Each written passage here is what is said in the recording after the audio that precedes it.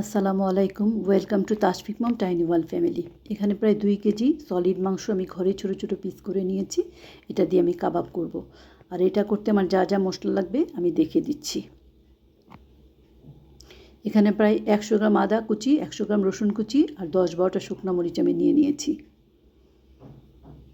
আর রাঁধুনি কাবাব মশলাটা আমি ইউজ করব এখানে, আর কী পরিমাণ করব সেটা আমি বলে দিব আপনাদেরকে। আর এখানে 2টা ডিম লাগবে আমার।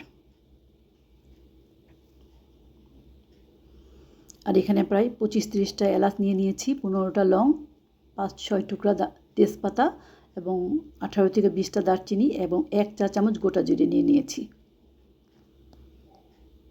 আধা পট বুটের ডাল আমি আধা ঘন্টা ভিজিয়ে রেখেছি, এই ডালটা আমি ইউজ করবো কাবাবে।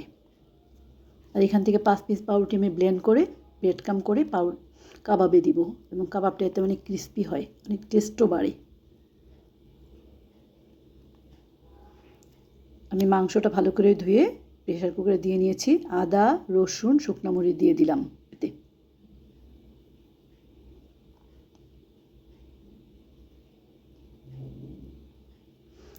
এবং এলাচি দারচিনি লং তেজপাতা দারচিনি সব দিয়ে দিলাম।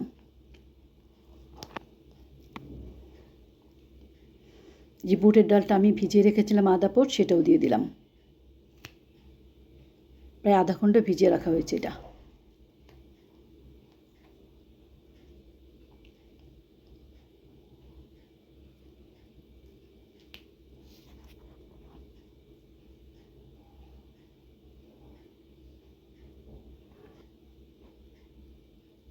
আমি কাবাবে গুঁড়া মশলা ইউজ করব। 2 চামচ মরিচের গুঁড়া, 2 চামচ ধনিয়ার গুঁড়া, 1 চামচ হলুদের গুঁড়া।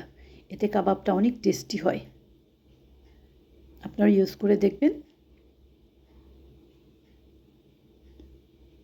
এবং স্বাদ মতো লবণ দিয়ে দিলাম।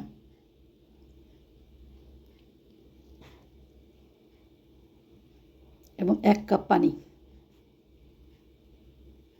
দিয়ে অন্তত আমি 8 থেকে 10টা হুইসেল দেবো ইনশাল্লাহ। ততক্ষণে এটা মাংসটা বয়েলড হয়ে যাবে। আলহামদুলিল্লাহ, কাবাবের মাংসটা একেবারে সফট হয়ে গিয়েছে আমার। আমি এখন বেটে নিব। বাস আমি বেটে নিয়েছি। এ নিয়ে ধনিয়া পাতা কুচি, পুদিনা পাতা কুচি এবং কাঁচামরিচ মিহি করে কুচি নিয়েছি, নিয়ে মিক্সড করে দিলাম।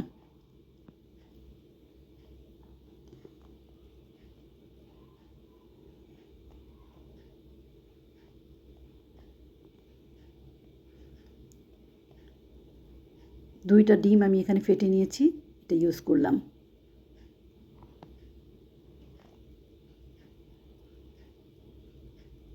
এক কাপ তেল দিয়ে পেঁয়াজটা ভেজে নিয়েছি, এবং তেল এবং পেঁয়াজ একই সাথে আমি দিয়ে দিলাম।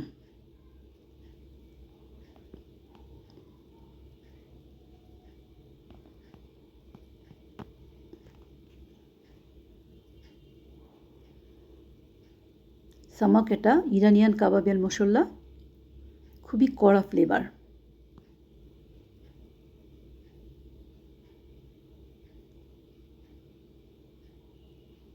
সাদাব বলে এটাকে। এই মশলাটা আমি ইউজ করব।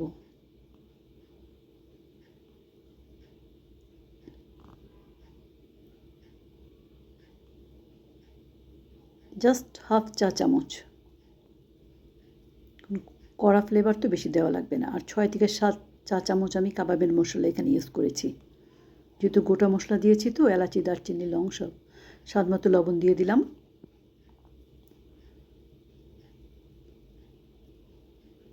এক টেবিল চামচ চিনি দিয়েছি আমি। আপনারা ইচ্ছে হলে দিতেও পারেন, নাও দিতেও পারেন, কোনো সমস্যা নাই।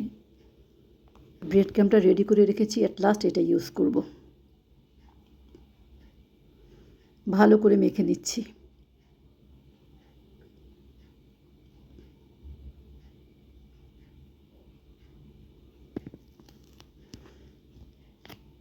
মাখানোর সুবিধার জন্য আমি বড় একটা থালাতে নিয়ে নিলাম। এবার ব্রেড ক্রাম্বটা দিয়ে দিলাম।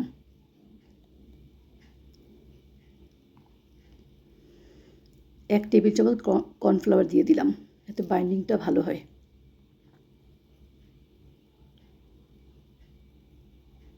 এবং আরও 1 কাপ তেল দিয়ে দিলাম আমি।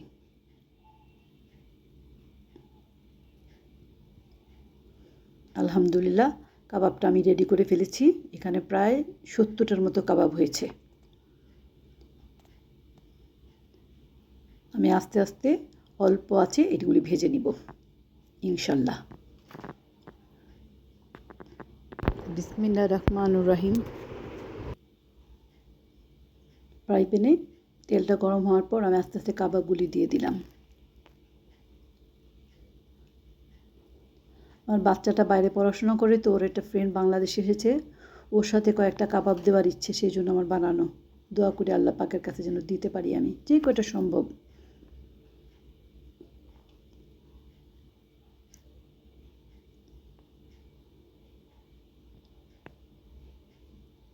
আমি ভেজে নিচ্ছি। আমি ফ্রাই প্যান চেঞ্জ করে নিয়েছি। প্রচণ্ড তেল ঢুকে যাচ্ছে কাবাবে। এটা আমার ছেলে খাবে না, ও এমনিতেই এয়ার ফ্রায়ার ইউজ করে, শুধু তেল কম খাবে বলে। এই ফ্রাই প্যানটা আমি 1 চামচ দিয়ে চারিকিনাতে মাছ ভাজার মতো তেল দিয়েছি, তাতে কত সুন্দর হয়েছে কাবাব, দেখেছেন? ওইটার থেকে আমি সরিয়ে আর ভাজবো না ওটাতে।